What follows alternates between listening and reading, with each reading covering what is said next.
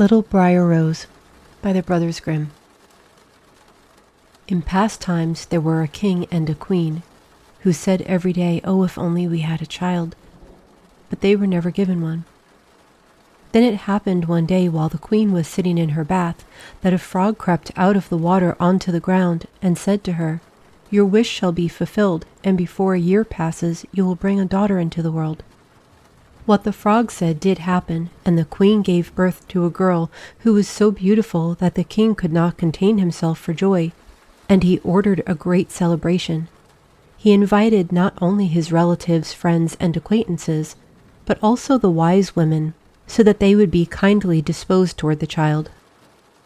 There were 13 of them in his kingdom, but because he had only 12 golden plates from which they were to eat, one of them had to remain at home. The feast was celebrated with great splendor, and at its conclusion the wise women presented the child with their magic gifts. The one gave her virtue, the second one beauty, the third one wealth, and so on with everything that one could wish for on earth. The 11th one had just pronounced her blessing when the 13th one suddenly walked in.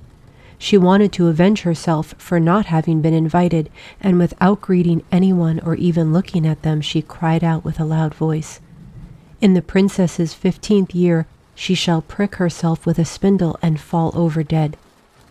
And without saying another word, she turned around and left the ball. Everyone was horrified, and the 12th wise woman, who had not yet offered her wish, stepped forward. Because she was unable to undo the wicked wish, but only to soften it, she said, "It shall not be her death. The princess will only fall into 100-year deep sleep." Now it happened that on the day when she turned 15 years of age, the king and queen were not at home, and the girl was all alone in the castle. She walked around from one place to the next, looking into rooms and chambers as her heart desired. Finally she came to an old tower.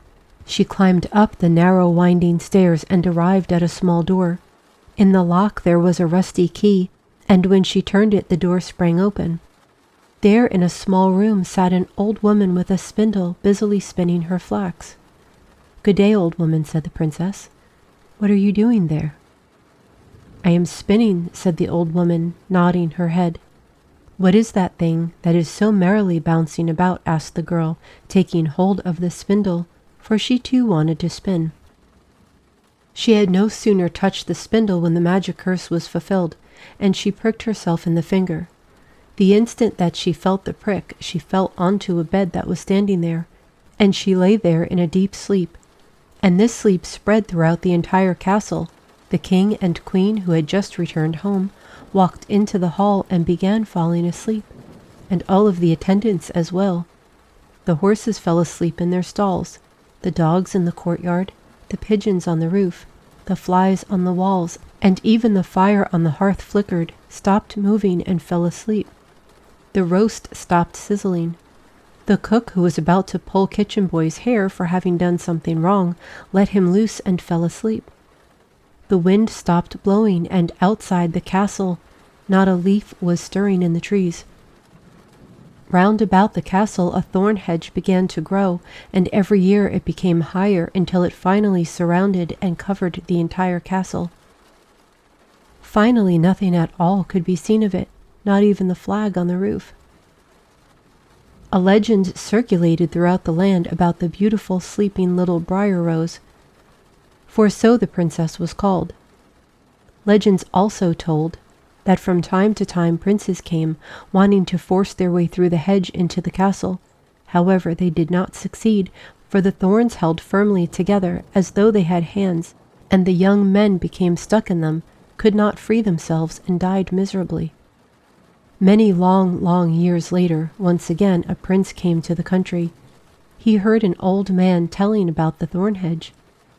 It was said that there was a castle behind it, in which a beautiful princess named Little Briar Rose had been asleep for 100 years.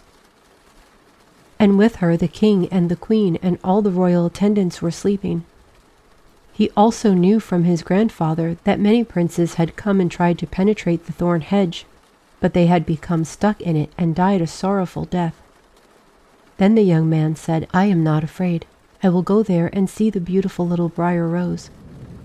However much the good old man tried to dissuade him, the prince would not listen to his words. The 100 years had just passed, and the day came when little Briar Rose was to awaken. When the prince approached the thorn hedge, it was nothing but large, beautiful flowers that separated by themselves, allowing him to pass through without harm, but then behind him closed back into a hedge. In the courtyard he saw the horses and spotted hunting dogs lying there asleep, and on the roof the pigeons perched with their little heads tucked under their wings. When he walked inside, the flies were asleep on the wall. The cook in the kitchen was still holding up his hand as if he wanted to grab the boy, and the maid was sitting in front of the black chicken that was supposed to be plucked. He walked further and saw all the attendants lying asleep in the hall, and above them near the throne the king and the queen were lying. He walked on further still, and it was so quiet that he could hear his own breath. Finally he came to the tower and opened the door to the little room where little Briar Rose was sleeping. There she lay and was so beautiful he could not take his eyes off her. He bent over and gave her a kiss. When he touched her with the kiss, little Briar Rose opened her eyes, awoke, and looked at him kindly. They went downstairs together, and the king awoke and the queen and all the royal attendants, and they looked at one another in amazement. The horses in the courtyard stood up and shook themselves. The hunting dogs jumped and wagged their tails. The pigeons on the roof pulled their little heads out from beneath their wings, looked around, and flew into the field. The flies on the wall crept about again. The fire in the kitchen rose up, broke into flames, and cooked the food. The roast began to sizzle once again. The cook boxed the boy's ears, causing him to cry, and the maid finished plucking the chicken. And then the prince's marriage to little Briar Rose was celebrated with great splendor, and they lived happily until they died. The end.